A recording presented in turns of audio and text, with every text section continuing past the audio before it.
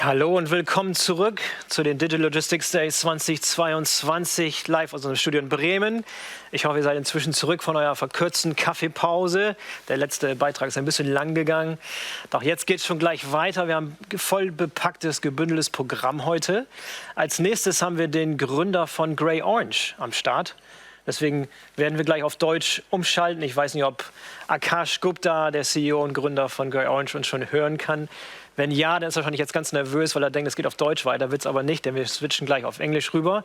Wollte ich nur kurz sagen, wer GreyOrange noch nicht kennt, ein Hersteller von Warehouse Execution Systems und Robotern, die zusammen funktionieren und ein KI-System basieren. Sehr, sehr erfolgreich inzwischen auch schon in Europa. Ich weiß, dass sie bei IKEA und bei Jysk zum Beispiel in Einsatz sind. Vielleicht kann Akash da gleich noch ein bisschen was drüber sagen nach seiner Kinopräsentation. Ich freue mich auf jeden Fall schon drauf. Ich kenne ihn persönlich schon aus dem BVL-Podcast, wo ich ihn schon zu Gast haben konnte. Super faszinierende Story, super, was sie sich aufgebaut haben in den letzten 10 Jahren, zu so einem Global Player zu werden. Sehr, sehr impressive. Okay, let's switch into English. Akash, can you already hear me? And if so, Yes, where are you yes, calling in from? Where am I catching you today? Are you in India? Are you in the US? Or where? No, I'm here in San Francisco. San Francisco. So what time is it? It's oh wow. Let me check. It's The middle of the night. That's 3:45 a.m. in the morning. 3:45. You are such a trooper. Thanks for being on. Can't even tell that you're...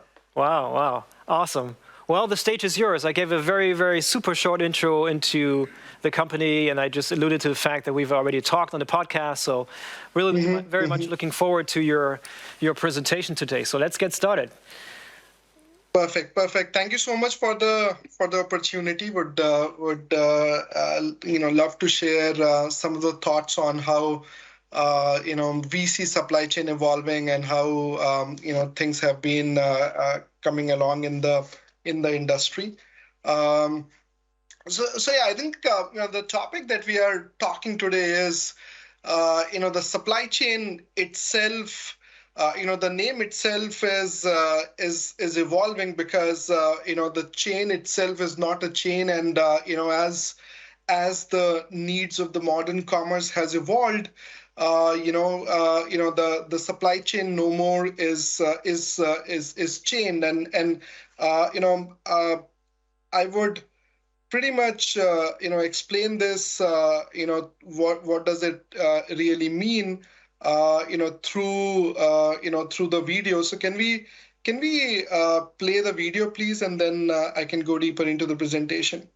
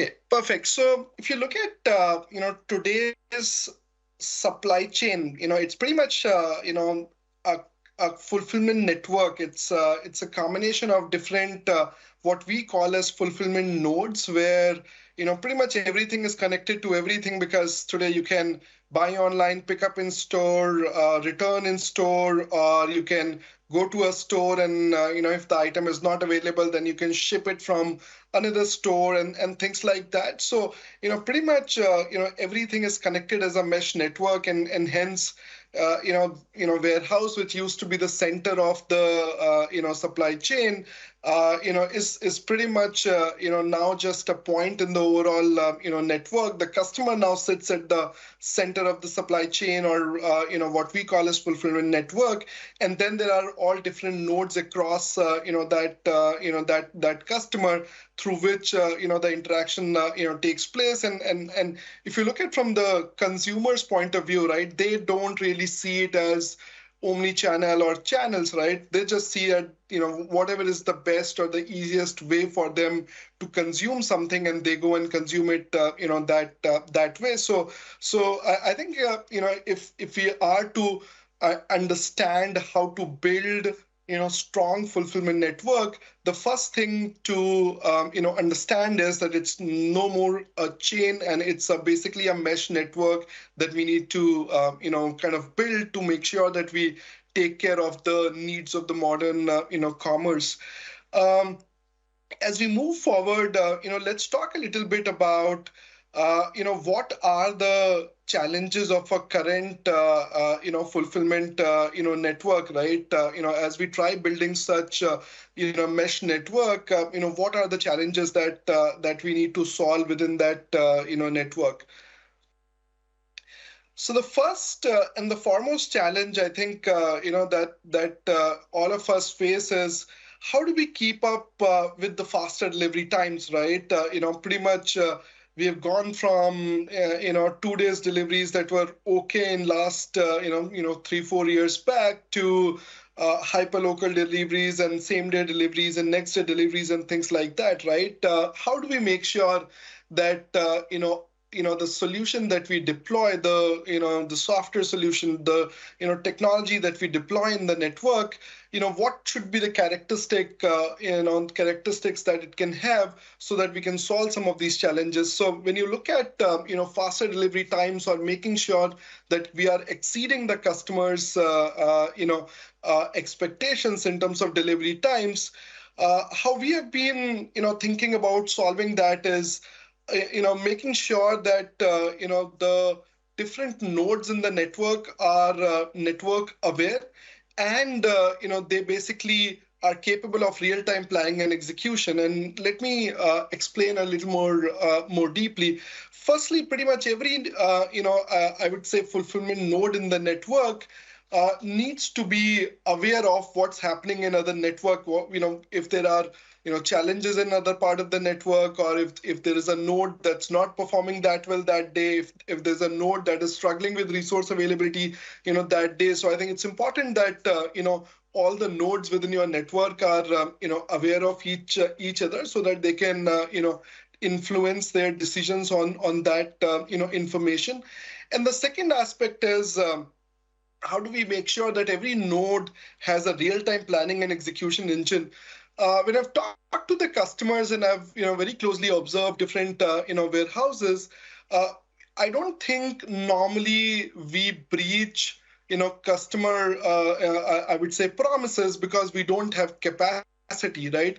Customer promises are breached because the priority of the work happening at the different fulfillment nodes might not be the right priority. So more often we might be shipping next day deliveries or 2-day deliveries along with same day or next day deliveries, and if a next day order comes a little later, we might have already planned and kind of executed that capacity with those orders. So I think it's very, very important that your planning and execution happens in real time, so that your capacity gets used for the right type of orders, and you're planning and you're always doing the right task or right work at the right time. And hence it's super important that the systems within these fulfillment nodes or nodes are not largely batched, and things can happen in real time, and they are closed loop in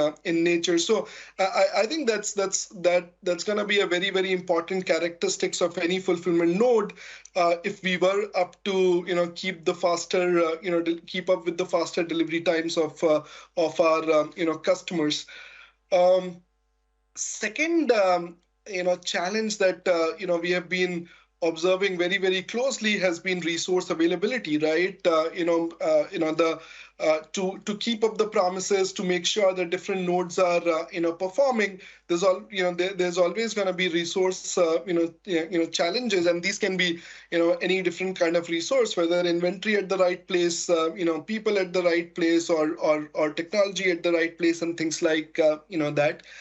And how we, the kind of characteristics we believe, systems operating these fulfillment nodes need to have is that people, robotics, and automation should be able to, I would say, coexist in a harmonized environment, and all these three aspects, should be able to closely work with each other, because at the end of the day, you might have to augment with one with other in different situations, right? There might be times where some processes might be a little more people dependent, and there might be times where you got to be a little more robotics dependent. So it's very important that the software solutions that are deployed within these fulfillment nodes are capable of, I would say, orchestrating people, robotics, automation, all together.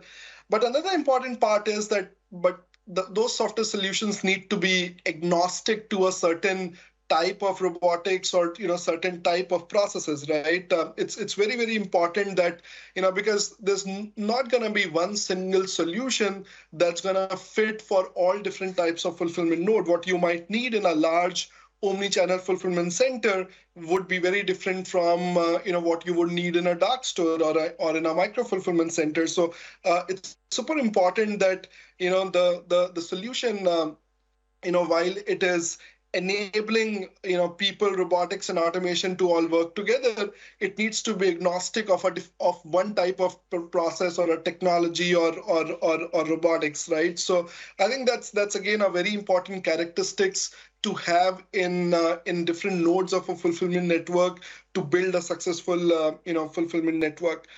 Going to the third challenge, which again has been highlighted a lot more as we have gone through the COVID days, is about how do we handle the changing channel mix, right? As I would say, the channel mix keeps on changing from retail to e-commerce. At some point of time in COVID, it was almost 100% e-commerce, and then suddenly stores opened, and then they were completely empty with inventory. So you literally had to balance it, to 50% commerce and e-commerce and 50% stores. So I think, how do you handle these kind of changing channel mix? And at least how we see the industry coming along, there will always be some fluctuations in channel mix on a day-to-day basis that need to be handled by the fulfillment network to be resilient.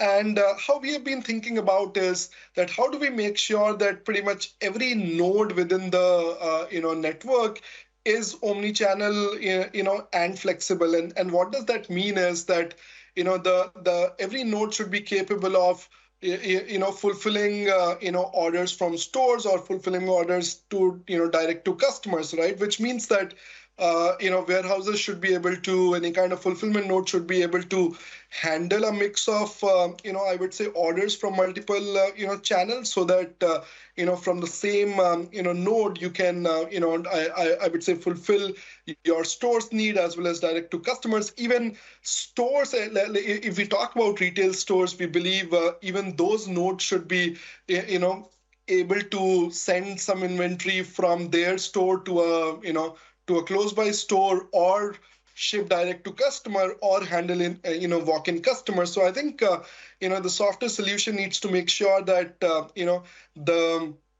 the systems that we are I would say using should be flexible and resilient, kind of in terms of handling different kind of omni-channel orders and things like that. So I think those are some of the key problems that we have been seeing, and as we look at I would say building stronger and stronger fulfillment network, we believe every network node needs to, have some of these characteristics. And if I, summarize, in terms of characteristics, we we believe that they need to be network aware, and they need to be planning and executing in real time.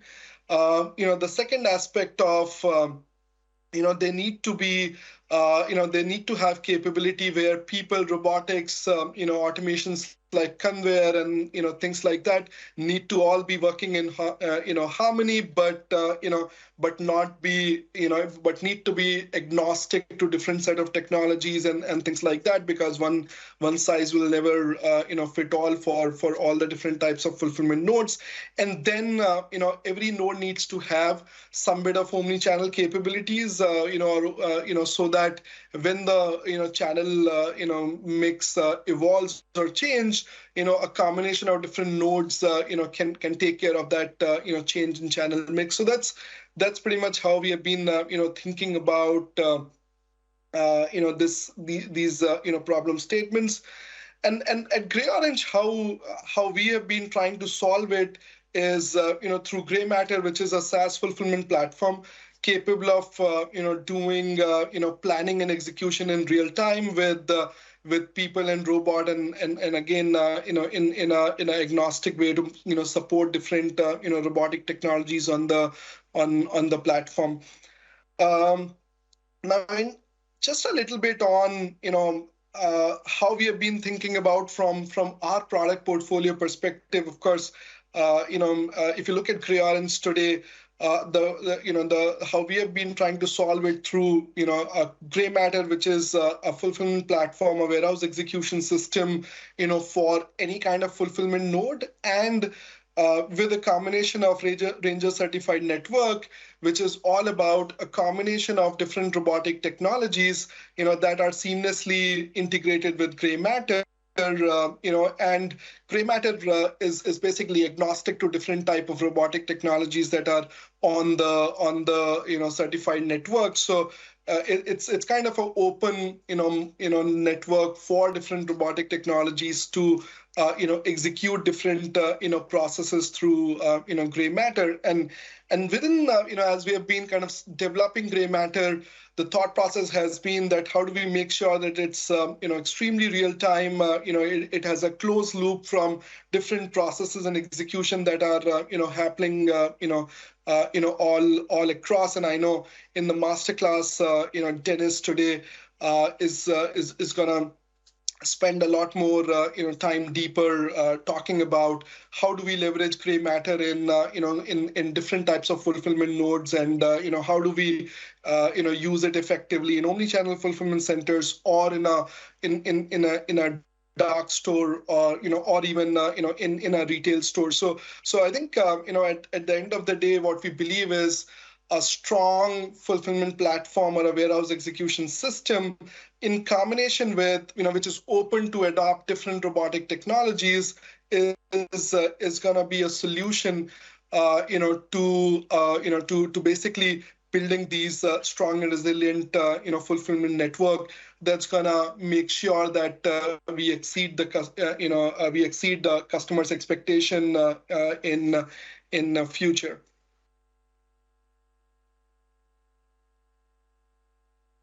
So that's pretty much what I had in the presentation. I'll happy to take questions from the group. Yeah, fantastic. Thanks, Akash. I was monitoring the clock there, and I was afraid that you would go way over. Remember when we talked in the podcast, we went all on to your childhood, and you grew up in India and stuff like that. So we went all over the place. So I was expecting you to go long here, but you were actually 2 minutes short. Fantastic. So we have lots more questions. So I'm monitoring some questions coming in different channels. But one thing that probably stuck out to people, some people might have expected you to show robots. Instead, you're showing an entire ecosystem and much more. Most people still associate GreyOrange with the gray and orange robots that roam the warehouses. So talk to me about that too. I mean, what's been the transition? Where did you start? Did you start with a system and then robots were developed side by side? Did you start with the robots and then develop a system around it? Talk to us about how the whole thing evolved. Yeah. I think we started with Grey Matter to kind of start looking at how warehouses are, evolving. And we started with gray matter and one robotic technologies, right? But in fact, as we went deeper with the customers, we believe that, robotics is going to be very, very important for execution piece of it. But, deciding what to do at what time, right, in a very, very flexible way is going to be even far more important than execution, right? You can always execute things, right? But if you don't know what to execute, or you're not executing the right thing at the right time, right? That's going to be always, a bigger challenge to have. So I would say, we were developing gray matter and robotics parallelly. But when we spend a lot of time with our customers, we started thinking, we started realizing that, the gray matter is going to be the core solution for the industry as we, as more and more robotic technologies come in. So, 3.5 years back, we opened up gray matter for, 2 different robotic technologies. Today, we support, I would say, pretty much 20 plus different robotic technologies on Grey Matter as a platform, where 2 or 3 of them are ours and rest all are different technology vendors. So I think it was pretty much 4 years back when we kind of got to the point that Grey Matter, which is a real-time planning and execution system for different type of fulfillment nodes, is gonna be the primary solution for handling the challenges of the modern commerce, and it needs to support as wide as robotic technologies as possible, because at the end of the day, as robotics evolve and more different technologies come, there needs to be different solutions available flexibly for customers to kind of handle the challenges they are facing today. Yeah, you were saying 20, 25, something along those lines, different robots that can be integrated to the platform. But I'm thinking, well, there's probably dozens and dozens of different devices, of different robots, of AMRs and AGVs and what have you. Pick robots, you name it. How do you make sure that all of those work as well? How difficult is this to expand the scope beyond the 20 or 25 you have currently that works? Yeah, no, I think that's a really good question. So how we have been thinking about this is, and we've kind of now had different device classes within the within Grey Matter. So AMR is a device class, picking robots is a device class, elevators are a device class, drones is a device class. So we've kind of defined different device classes, and then we are working with I would say different technology vendors, even to standardize some of the communication protocols, safety protocols of all these device classes. Again, VDA 5050 is one of the protocols that's maturing for AMRs. Similarly, we are kind of building some of the more standard protocols for picking robots as well. So, at the end of the day, how we are imagining this is that as we go along, some of these, I would say protocols for different device classes are, going to mature. So today, when we onboard a new, let's say, AMR vendor to the technology, the first question is,